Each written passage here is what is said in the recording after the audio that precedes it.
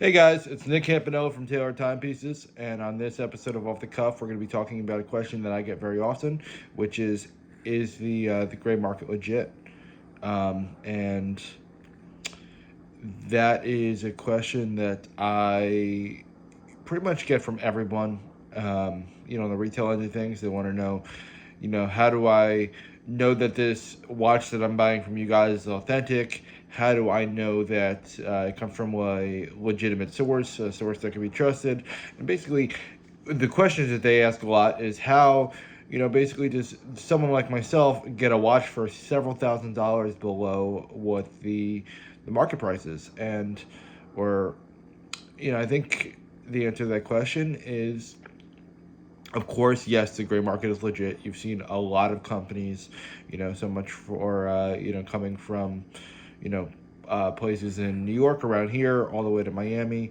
Um, and you'll see them, operate, and, they get watches also from the gray market. So what the gray market is, for those who don't know, is it is that kind of backdoor, when a retailer has a watch, um, they produce it in quantities, and some of that stuff goes to, the retail stores to be sold at full retail, and some of that will go to, gentlemen like myself who sell it, at a lesser price.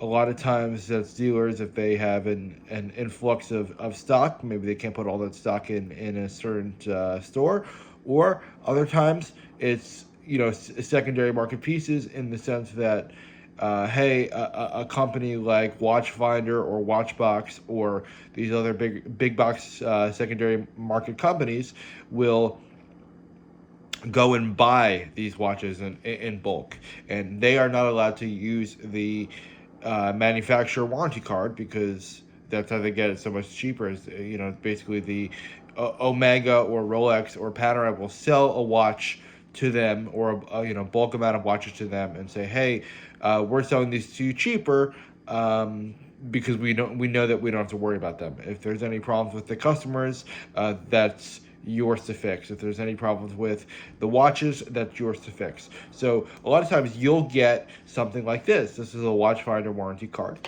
And the Watchfinder warranty card, they are limited warranties for a lot of these um, secondary market, items, and they usually last anywhere from 2 to 3 years, which is very different than the full 5 to 10 years that a lot of watch brands offer now. They come, of course, the warranty is more limited because the item is usually cheaper. They usually cover just the functionality of the piece. And, basically, someone like myself, as a secondary market dealer, will come in, and we act as an intermediary, connecting the gentleman who, or lady, the gentleman or lady who is looking for a watch, to the watch itself, through that dealer. So the dealer will sell it to us, at a discounted rate. Now, the differentiator is, of course, on Rolex, we don't get stuff at Rolex retail to then sell it through the secondary market at a higher price. But a lot of that Rolex inventory that we get is through secondary sources, like certain clients or certain other dealers who will get stuff, and we deliver on that, through that line of business. So, you'll come in and you'll basically say, hey, I'm looking for this Omega, and maybe this Omega has a retail of, $6,000. Now, someone like me will maybe buy it for a couple $1,000s less. Of course, we service it, we fix it up, we polish it, we make it look as good as possible, and then, after business expenses, we'll list it, and maybe we'll list it for $1,000 under retail. Now, you will go and you'll buy that item, and sometimes it does have that manufacturer warranty, but sometimes, you'll end up with something like this, which is that Watchfinder or Watchbox, or basically Crown and Caliber card. I know Crown and Caliber is also a very well-known secondary market dealer, which does provide some protections, but not everything. And as far as, is this process legit? Are we doing everything, above board? Are we doing everything, the way it should be done? My answer to that is, I think you should always buy the dealer. So myself, the reason why we started this channel was because I knew that I wanted to get in front of you guys and show you that I am a real person, that we really do this, just to show you. We have this piece here. This is that bluesy that this Watchfinder warranty card belongs to. And yeah, I think that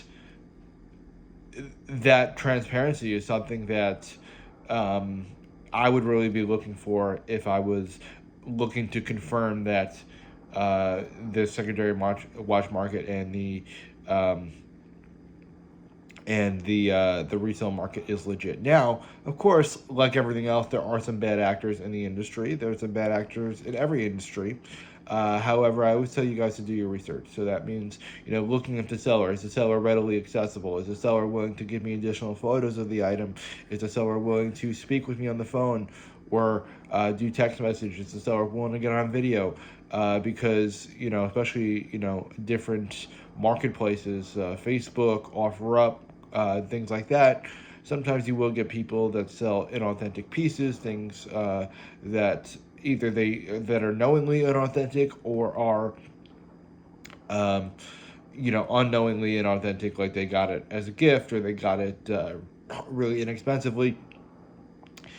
Um, so yeah, I mean, the gray market is just a tool like anything else. I mean, there are some pros and some cons to working with the gray market. A lot of that is, hey, um, personally, I like that if I work with someone on the gray market, that you will have that access to them. A lot of these big box stores, you buy something from Watchbox, if there's an issue with it, you get an email, or maybe you get a customer service number that they push you through, a lot of support tickets, stuff like that. Myself, I always try to be upfront, personal, honest with everyone about where these watches come from, how much I'm selling them for, and I'm always really available whenever I can be. Other than that, I think that it is incredibly important to be as transparent, but also do your own due diligence. So for myself, we do have a lot of watchmakers we work with here on, in Brooklyn, and again on 47th Street when it comes to the authenticity of these pieces. Um,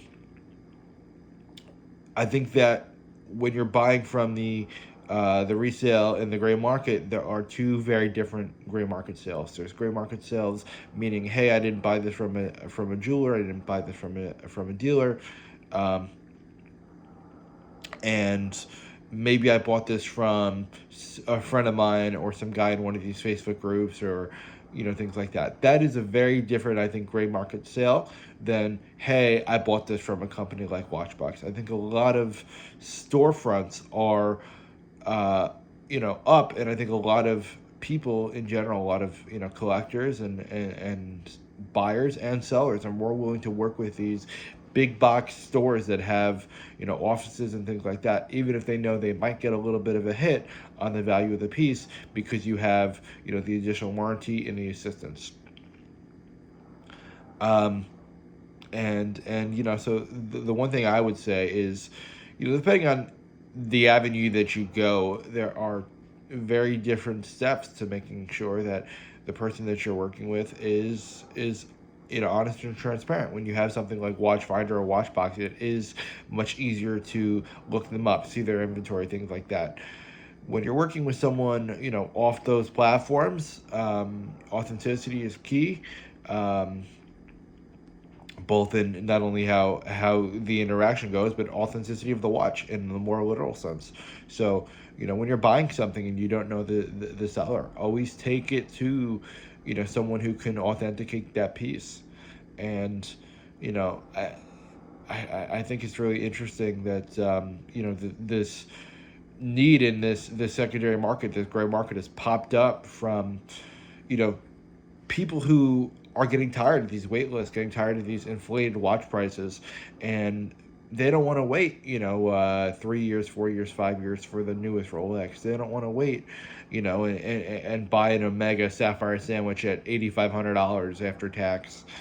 Um, they're more than comfortable with buying something that maybe has some miles on it and has been worn, And quite frankly, I think that's how most watches should be bought, is on that gray market, because a lot of the watches, even though a lot of dealers will tell you that everything goes up in value, there are very few pieces, very few brands that do go up in value. Rolex, AP, Patek, um, those brands are safe bets. They are great, you know, holders of value, and they can be. Now the key there is can be good investment pieces when it comes to their potential to increase value and go up over the long term. So, maybe it's a Mariner that you bought in 2005. You bought it for $6,000, $7,000. Now it's worth $14,000, $15,000. Now, over the long term, that is an increase, but you also have to think, okay, what's my goal here? And I think that that's something that a lot of watch people, when they buy from the secondary market, should be aware of. If my goal is to be, uh, buying the most affordable piece possible, I think the secondary market for most pieces, Omega, Breitling, Tag, those are, keys that you should, um, that's a tool rather that you should keep in mind is, hey, I'm going to get these pieces on the secondary market. Now, if you're in the secondary market thinking, hey, I want the cheapest Rolex around, then you wait on the wait list, or you get something perhaps without box and papers. Now, it's important to still authenticate the pieces, because you need to know who you're buying from. And I think that the secondary market and the gray market in general has provided everyone with a great resource to get these pieces that are maybe on your grail list that you didn't know you could get otherwise. I mean, I speak to clients every day that said, hey, this watch is my grail. Hey, I've been waiting on this list for a long time. Hey, something I get very often is a lot of these guys, don't know that, the watch that they've been wanting for $10,000 and skimping and saving could actually be had on the gray market for about $75 to $8,000. So in that regard, I think the gray market is, a great resource. But just like anything else, you need to do your own due diligence. So, what do the reviews look like? If the gentleman that you're working with, and I see that a lot on a lot of these Facebook groups these days, are, people who don't use their real name for online interactions. You have guys like Johnny Watch Guy, or Johnny, Johnny Wrist Time, or Mikey Two Clocks, and maybe he's buying something or selling something to you. Now there are, of course, legitimate dealers who do that, and the reason is they want to protect themselves and their families from people who, perhaps have bad intentions. Jewelry is a very expensive and very um, it can be a very dangerous industry. I mean, you see people get robbed all the time. So, not using your own personal information can be helpful in that sense. You also have people who, um, want to protect themselves from those dealers. So I have plenty of associates of mine who, build these connections with these dealers and these ADs. And these ADs, of course, do not want to know, or, even if they're turning a blind eye, they don't want to know that they're being basically, having other items sold to them. Basically, so a lot of these Rolex guys will, that are very heavily invested in the Rolex market, will use different names and use different pseudonyms and things like that to make sure that their dealers and their associates don't know what they're doing, because they don't want to be banned from the list should get a call that says, hey, I have that AP for you, hey, I have that Panerai for you, or that Rolex. So while I do understand that not using your real name and not using your real contact info online does have its benefits when working in the secondary market, I think that you need to be very cautious and careful about the person's intentions. Like anything else. Hey, is this person using a fake name? And, maybe I go on Facebook and they have, 100, 200, 300, friends, and they don't have a lot of pictures. Stuff like that, it's always super important.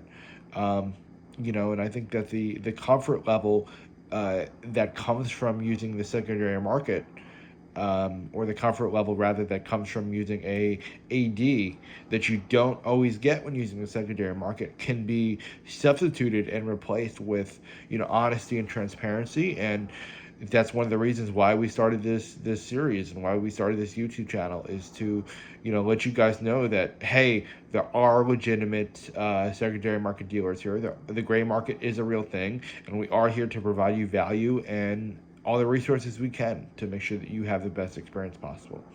So again, I appreciate you guys listening in on my rant today, and we'll do a quick wrist check for you. We got this Yachtmaster 2 in stainless steel, and it is available at Taylor Timepieces, and we have plenty of watches that come in every day, and we are so looking forward to serving you and working with you. So I appreciate it. Enjoy the rest of your holiday, and I look forward to getting a lot of these videos out for you in the future. Bye-bye.